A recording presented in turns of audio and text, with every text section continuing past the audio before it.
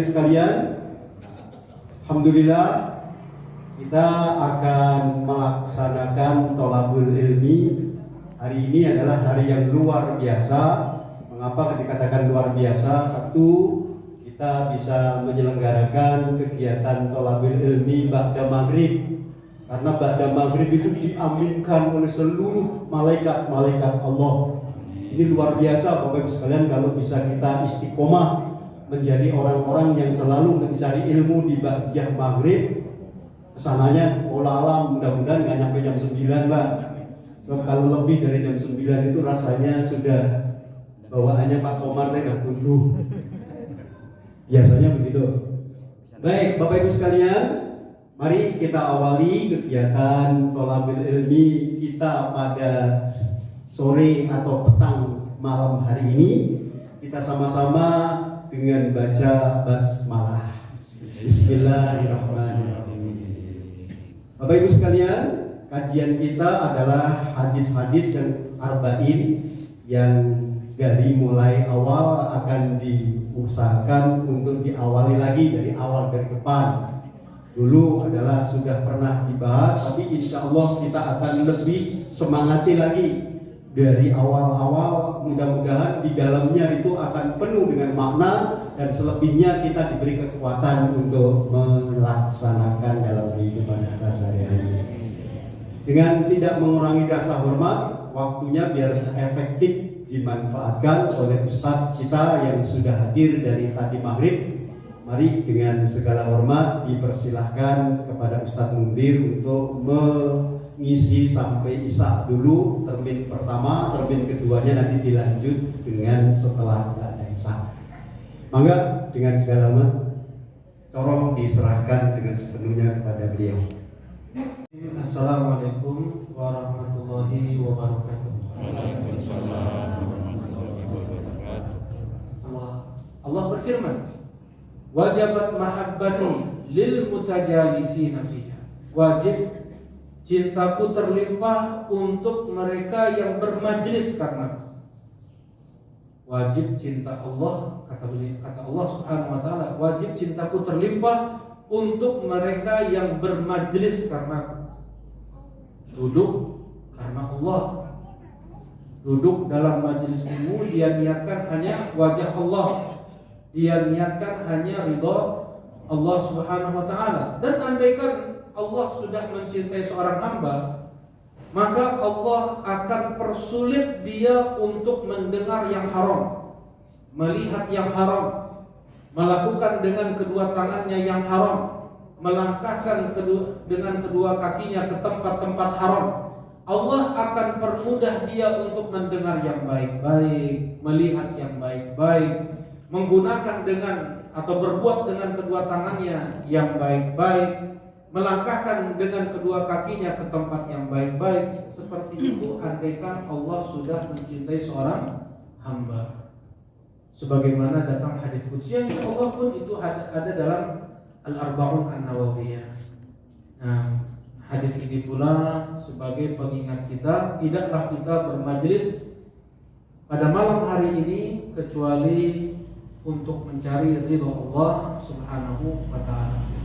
Nah, dan mudah-mudahan amal ibadah kita pada malam hari ini menjadi sebab dipermudahnya langkah kaki kita menuju surga Allah Subhanahu wa taala. Allahumma amin ya rabb. Karena sebagaimana sabda Nabi sallallahu alaihi wasallam, man salaka tariqan yaltamisu fihi 'ilman sahhalallahu lahu bihi tariqan ilal jannah. Siapa yang menempuh jalan menuju ilmu, menghadiri majlis-majlis ilmu, dengan itu Allah permudah langkah kakinya menuju surga. Nah, insyaallah Allah Subhanahu wa taala memberikan cahaya kepada seorang muslim di wajah-wajah mereka. Bagi muslim yang dia mendengar ucapanku, kemudian dia hafal, kemudian dia sampaikan kepada kaum muslimin yang lain. Jadi ada keutamaan menghafal hadis-hadis Nabi Sallallahu Alaihi Wasallam. Ya, nah, Al-Imam An-Nawawi rahimahullah taala, beliau tadi disampaikan mempunyai banyak kitab-kitab yang luar biasa. di antara kitab terbesar yang beliau buat adalah Al-Majmu' Syarhul Muhadzab. Ya, setebal ini Pak ya. Al-Majmu' Syarhul Muhadzab. Dan beliau tidak sempat menyelesaikannya karena keburu meninggal. Kata para ulama, andaikan kitab tersebut sempurna diselesaikan oleh Al-Imam Nawawi, maka itu adalah kitab fikih tersempurna di alam semesta ya. Kitab fikih tersempurna, terdetail di dunia ini ya, di dunia ini. Itu dikatakan oleh para ulama. Tapi beliau tidak menyelesaikannya karena keburu meninggal. Disempurnakan oleh sebagian ulama lain, meninggal lagi, kemudian disempurnakan oleh ulama lain sampai 3 ulama, barulah selesai. Nama kitabnya adalah Al-Majmu' Syarhul Muhadzab. Al-Majmu' Syarhul Muhadzab. Banyak lagi kitab beliau seperti Al-Anqar, Syarh Sahih Muslim, ya, kemudian Tadribur Rawi tentang ilmu hadis, tentang ilmu lughah, ilmu bahasa, luar biasa. Al-Imam An-Nawawi rahimahullahu taala. Madhab beliau adalah Syafi'i. Bapak sering dengar penceramah atau khatib Jumat mengakhiri khutbah Jumatnya dengan ayat ini, Innallaha ya'muru bil adli. Itu Rasulullah tidak melakukannya. Siapa yang melakukan ini? Adalah Umar ibn Abdul Aziz. Kenal insyaallah Pak ya kita ya. Umar bin Abdul Aziz adalah seorang khalifah Umayyah terbaik setelah Muawiyah bin Abi Sufyan. Beliau ulama besar di zamannya, Umar bin Abdul Aziz. Tetapi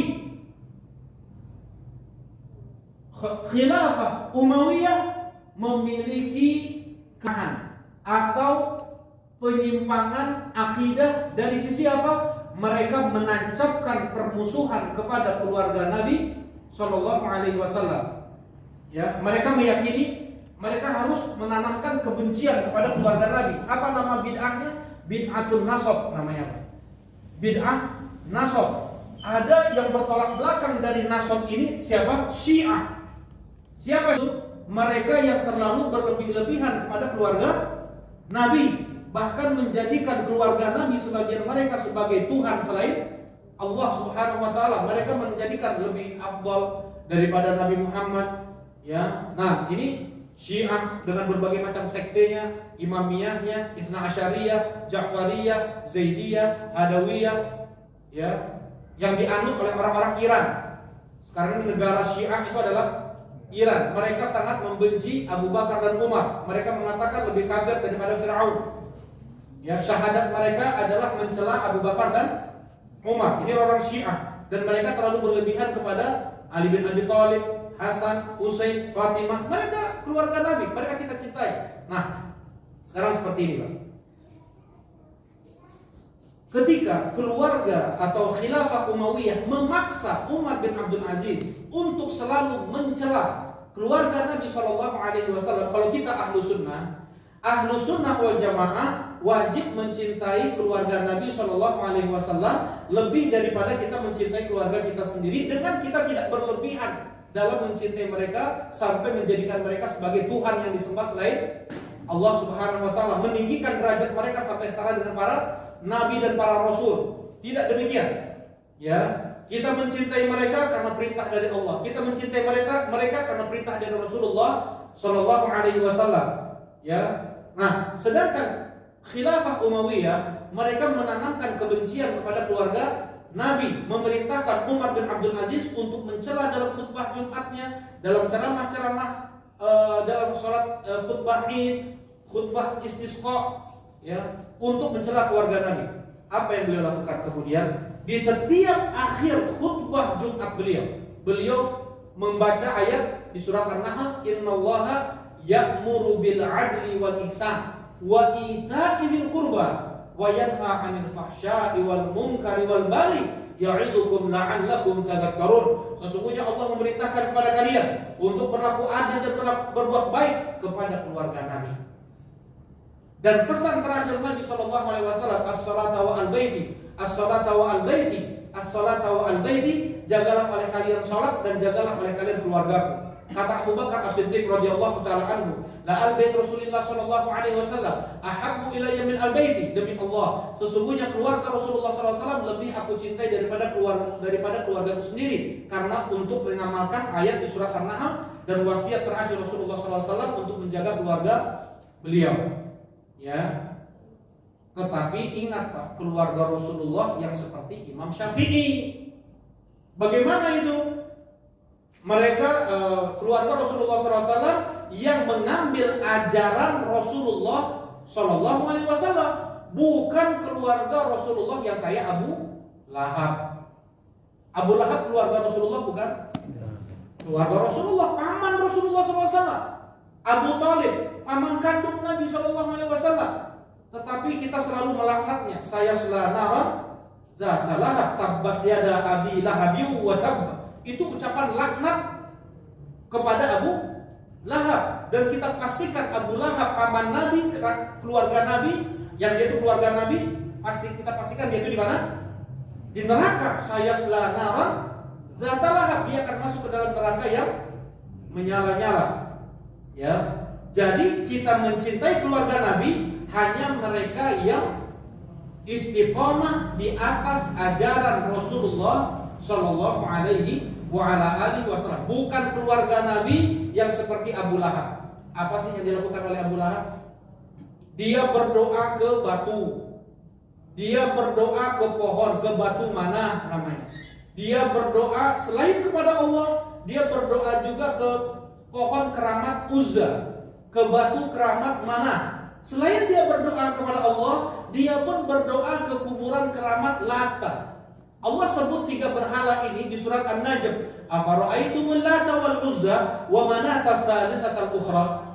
Allah sebut 3 berhala besar Quraisy. Di sana ada 360 berhala lagi di sekeliling Ka'bah. Tetapi yang terbesarnya adalah Lata, bentuknya apa? Kuburan keramat. Orang soleh meninggal, Lata ini orang soleh. Ketika datang musim haji, Lata bikin makanan yang selalu dibagi-bagikan gratis kepada para jemaah haji. Ketika meninggal, dibuat nisan besar, ditaruh batu putih, dibuat di depan kuburannya halaman yang sangat luas untuk orang-orang iktikaf di sana, berdoa di sana. Dibuat di sebelah kuburannya lubang untuk menyembelih unta, sapi, kambing. Mereka menyembelihkan sapi untuk Lata. Berdoa kepada Lata, wahai Lat, tolong sampaikan kepada Allah agar Allah sembuhkan penyakit kami, agar Allah sukseskan pekerjaan kami, agar Allah menangkan perang kami. Menjadikan Lata sebagai perantara antara mereka dengan Allah dalam berdoa. Itulah kesyirikan yang terjadi di zaman Rasulullah Sallallahu Alaihi Wasallam. Rasulullah Sallallahu Alaihi Wasallam ingin mengajak mereka hanya berdoa kepada Allah. Tidak boleh menjadikan orang mati sebagai perantara antara mereka dengan Allah. Allah Subhanahu wa taala berfirman, "Wa qala rabbukum ud'uni astajib lakum." Dan berkata Rabb kalian, langsung kalian berdoa kepadaku, aku kabulkan doa kalian. Tidak perlu pakai perantara. Yang dilakukan oleh orang-orang kufar Quraisy, yang dilakukan oleh Abu Lahab, dia berdoa ke Allah, berdoa juga ke Lata, berdoa juga ke Uzza, berdoa juga ke mana? Ini Abu Lahab. Nah, kalau keluarga Nabi ada yang kayak Abu Lahab, kita membenci mereka seperti kita membenci siapa? Abu Lahab. Kan gitu Pak ya? Lahab. Keluarga Nabi yang membela sunnah Rasulullah SAW, yang menegakkan agama Rasulullah SAW, seperti yang Imam Syafi'i rahimahullah ta'ala, kita cintai beliau bahkan lebih daripada keluarga kita sendiri, mengamalkan perintah Allah Subhanahu wa taala surat An-Nahl dan wasiat terakhir Nabi sallallahu alaihi wasallam untuk menjaga salat dan menjaga keluarga Rasulullah sallallahu alaihi wasallam. Tidak kita berlebih-lebihan dalam mencintai keluarga Nabi. Ya, tidak sampai kita mengambil meyakini di sana ada berkah dalam mencium tangannya, mengusap bajunya, bekas air minumnya. Enggak. Kenapa? Karena itu hanya dilakukan oleh para sahabat kepada Rasulullah sallallahu alaihi wasallam. Betul, Rasulullah sallallahu alaihi wasallam rambut beliau berberkah, dibagikan kepada para sahabat karena rambut beliau berberkah, air liur beliau berberkah, bekas air minum beliau berberkah, bekas air wudu beliau berberkah. Banyak hadis Nabi SAW disebutkan di dalam Sahih Bukhari dan Sahih Muslim. Para sahabat berebut, betul, tetapi itu tidak mereka lakukan kepada keluarga Nabi yang lain, seperti kepada Ali bin Abi Thalib atau ajengan terbaik, kiai terbaik di alam semesta ini setelah para nabi dan para rasul. Siapa itu, Pak? Ajengan terbaik, tersoleh, wali Allah, pasti surga, dapat rekomendasi dari Allah dan Rasul. Siapa itu, Pak? Ajengan terbaik, ulama terbaik, ustadz terbaik, kiai terbaik di alam semesta selain para nabi dan para rasul. Siapa itu, Pak? Abu Bakar As-Siddiq radhiyallahu ta'ala anhu. Tidak ada khilaf di kalangan para ulama. Beliau adalah manusia terbaik, ulama terbaik di alam semesta setelah para nabi dan para rasul. Kalau para nabi dan para rasul ini derajatnya apa? Tinggi daripada orang-orang soleh, daripada siddiqun. Nah, Abu Bakar As-Siddiq, Umar bin Khattab, Utsman bin Affan, Ali bin Abi Thalib, tidak ada yang berburu mengambil bekas air minumnya, bekas air wuduknya, mencium-cium tangannya, berebut untuk mengusap-usap serbannya. Itu tidak dilakukan. Itu tidak dilakukan oleh sahabat kepada Ali bin Abi Thalib dan keluarganya atau cucu dari anak perempuan Rasulullah, Hasan, Husain atau putri Nabi SAW. Tidak. Itu hanya khusus untuk Rasulullah SAW. Kita tidak boleh berlebih-lebihan dalam mencintai keluarga Nabi SAW. Bahkan di antara mereka membungkus kesyirikan, berdoa kepada keluarga Nabi, berdoa kepada Ali bin Abi Thalib, berdoa kepada Fatimah, kepada Hasan dan Husain. Ya, mereka bungkus dengan mencintai keluarga Nabi. Tadi mencintai keluarga Nabi hukumnya apa, Pak? Wajib dibungkus kesyirikan, kebatilan, kesesatan dengan istilah-istilah syar'i. Itulah ulama su. Ciri ulama su adalah mencampur adukan yang hak dengan yang batil. Membungkus kebatilan dengan yang hak. Seperti orang-orang Khawarij. Orang-orang Khawarij yang mencela pemerintah muslim, mencela Utsman bin Affan, mencela Ali bin Abi Thalib, mengkritisi kebijakan-kebijakannya. Ya, kemudian menghukumi kafir, bahkan halal darahnya. Mereka bungkus kesesatan mereka itu dengan amar ma'ruf wa nahyi 'anil munkar. Kami ingin menegakkan kalimat la ilaha illallah. Kami ingin menegakkan hukum Allah. Inil hukmu illa lillah. Mereka bunuh Utsman bin Affan. Mereka bunuh Ali bin Abi Thalib. Siapa yang membunuhnya? Orang-orang Khawarij. Namanya apa, Pak? Khawarij. Rasulullah menamakan mereka apa? Khawarij. Taat mereka sholatnya, melebihi sholatnya para sahabat.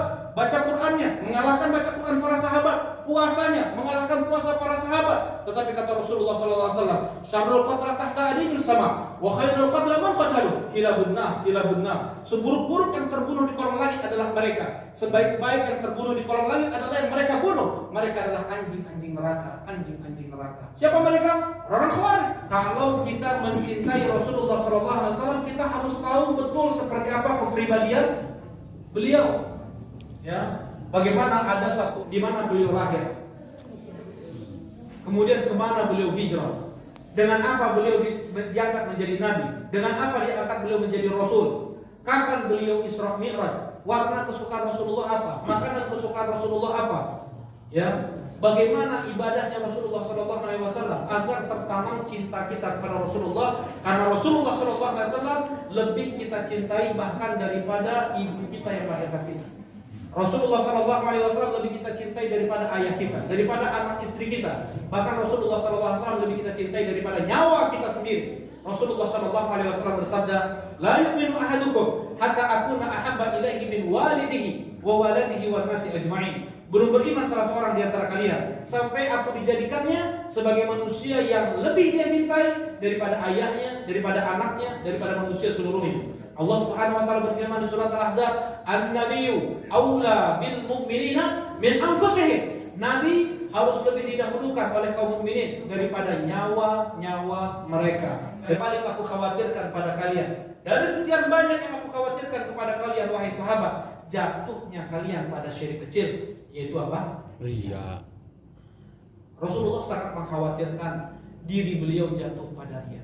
Beliau berdoa, Allahumma inni a'udzubika minal faqr wal kufr wasyirk wan nifaq war riya was sum'ah. Ya Allah, aku berlindung kepadamu dari kefakiran, dari kekafiran, dari kesyirikan, dari kemunafikan, dari riya, dari sum'ah. Jangan kita merasa bersih dari riya, merasa aman dari riya, bahkan dari kemunafikan. Umar bin Khattab radhiyallahu taala anhu, beliau tidak pernah merasa aman diri beliau dari nifaq, dari kemunafikan. Bahkan para ulama membuat kaidah, ma aminahu illa munafiq wala khaufahu illa mu'min. Tidaklah yang merasa aman dari kemunafikan kecuali dia itu munafik, dan tidaklah dia yang merasa takut dia jatuh pada kemunafikan kecuali dia itu mukmin. Seorang mukmin dia merasa khawatir, perbuatannya berbeda dengan apa? Ucapannya berbeda dengan apa yang dalam hatinya. Dan kita bisa ukur. Kita bisa ukur ucapan kita, perbuatan kita, sholat kita, ibadah kita.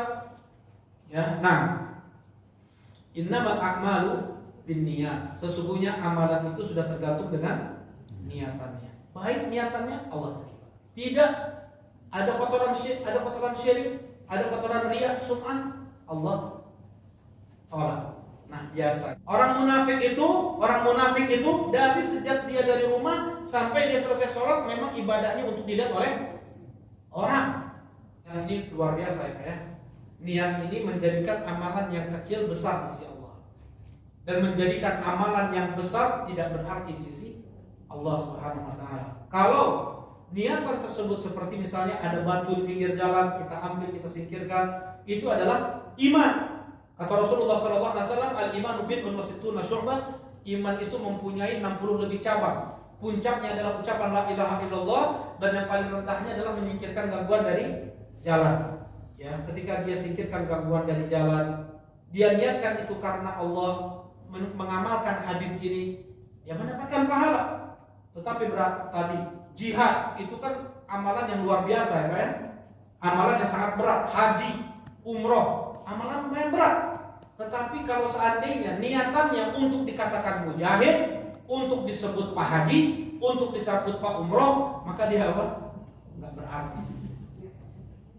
Ya, niat.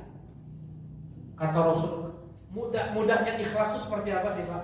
Allah Subhanahu wa taala berfirman di surat Al-Insan, wa yut'imuna at'ama 'ala hubbihi miskinan wa yatiman wa asira innama nut'imukum liwajhillah la nuridu minkum jazaa'an wala syukura. Mereka para penghuni surga ketika di dunia memberi makan orang miskin, memberi makan anak yatim, memberi makan para tawanan perang. Kemudian mereka bilang apa? Kami memberi makan kalian karena Allah. Kami tidak berharap dari kalian balasan apapun atau ucapan terima kasih. Nuhun saja tidak berharap.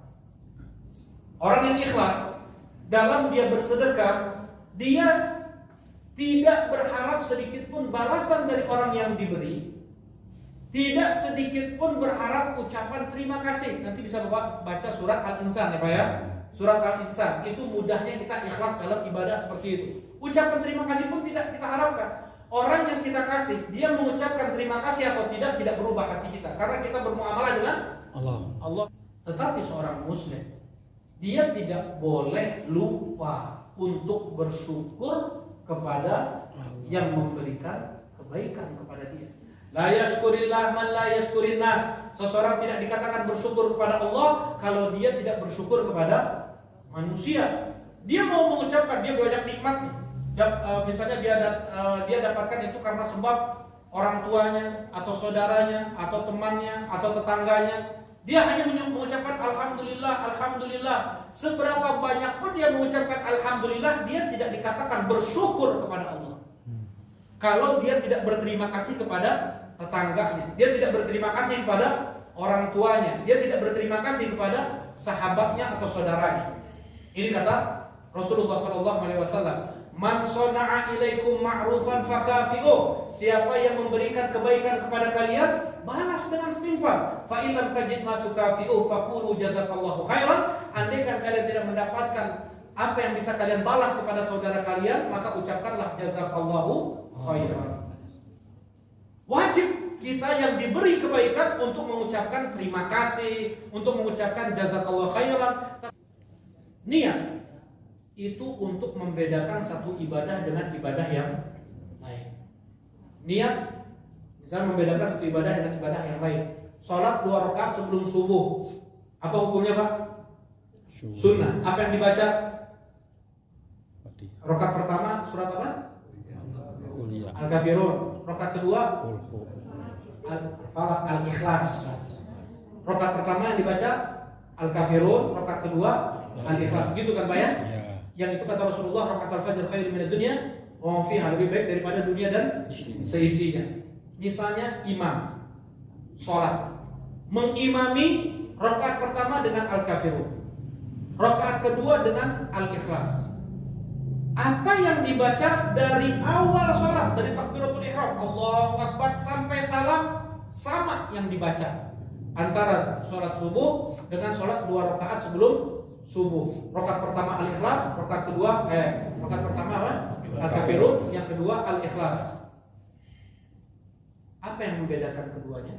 Niat. Yang satu dia niatkan sunnah, yang satu lagi dia niatkan apa? Sholat wajib. Gitu Pak ya. Niat itu untuk membedakan satu ibadah dengan ibadah yang lain. Nah, niat untuk membedakan satu kebiasaan dengan ibadah.